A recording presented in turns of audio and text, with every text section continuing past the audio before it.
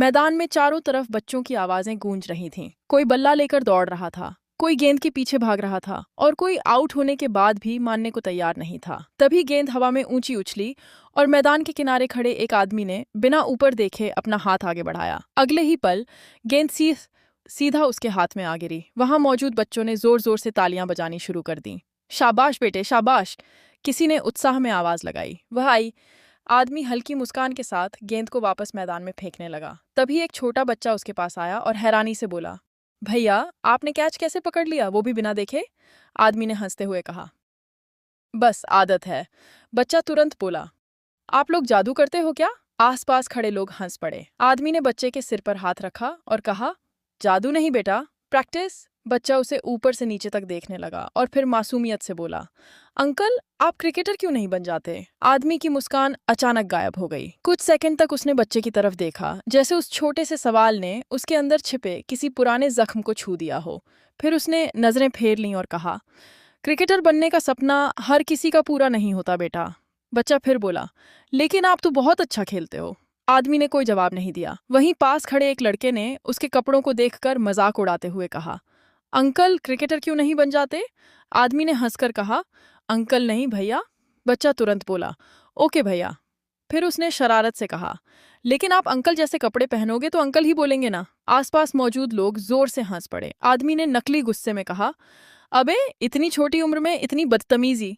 बच्चा भागते हुए उसके पीछे छिप गया और बोला, भैया मुझे बचाओ। आदमी ने हंसते हुए कहा, आजकल की जनरेशन का कुछ नहीं हो सकता, बड़े बदतमीज हो तुम लोग। माहौल पूरी तरह हल्का था, लेकिन किसी को अंदाजा नहीं था कि उसी समय मैदान के बाहर खड़ी एक कार के अंदर बैठा एक आदमी लगातार उसी क्रिकेट खेलने वाले व्यक्ति को देख रहा था। उसकी नजरें उस आदमी से हट ही नहीं रही थीं। उसने मोबाइल निकाला, किसी नंबर पर फोन किया और धीमी आवाज में कहा, वो मिल गया है। दूसरी तरफ से शायद किसी ने सवाल किया, क्योंकि वह कुछ पल चुप रहा। फिर बोला, हाँ बिल्कुल वही है। इतने साल बाद भी चेहरा नहीं बदला। फोन कट गया। मैदान में वह आदमी बच्चों के साथ खेलता रहा, लेकिन उसके चेहरे पर अब पहले जैसी खुशी नहीं थी। एक बच्चा उसके पास आया और बोला, भैया आप इतने अच्छे क्रिकेट खेलते हो, फिर आपने क्रिकेट क्यों छोड़ दिया? इस बार आदमी ने बच्चे की तरफ देखा। उसकी आंखों में दर्द साफ दिखाई दे रहा था। उसने धीरे से कहा, कभी कभी इंसान अपनी मर्जी से अपना सपना नहीं छोड़ता, हालात उससे सपना छीन लेते हैं। बच्चे ने मासूमियत से पूछा, किसने छीना? आदमी कुछ बोलता, उससे पहले मैदान के बाहर से किसी ने उसका नाम पुकारा। आवाज सुनते ही वह अचानक ठिठक गया। उसके चेहरे का रंग बदल गया। वह आवाज उसके लिए अनजान नहीं थी।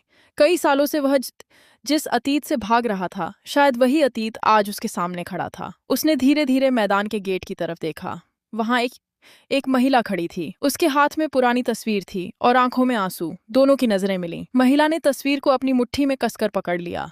आदमी के होंठ कांपने लगे। वह बस इतना कह पाया, तुम यहाँ? महिला ने जवाब नहीं दिया। उसने अपनी आंखों से आंसू पोंछे और बोली, मैं तुम्हें ढूंढते ढूंढते यहाँ तक आई हूँ। आसपास मौजूद किसी भी व्यक्ति को समझ नहीं आ रहा था कि आखिर ये दोनों एक दूसरे को कैसे जानते हैं, सीते हैं। बच्चा भी चुपचाप दोनों को देखने लगा। कुछ सेकंड की खामोशी के बाद महिला ने कहा, तुमने मुझसे कहा था कि एक दिन तुम बहुत बड़े क्रिकेटर बनोगे, याद है? आदमी ने नजरें झुका लीं। महिला फिर बोली, तुमने सिर्फ क्रिकेट नहीं छोड़ा था, तुमने मुझे भी छोड़ दिया था। आदमी ने दर्द भरी आवाज में कहा, मेरे पास कोई रास्ता नहीं था।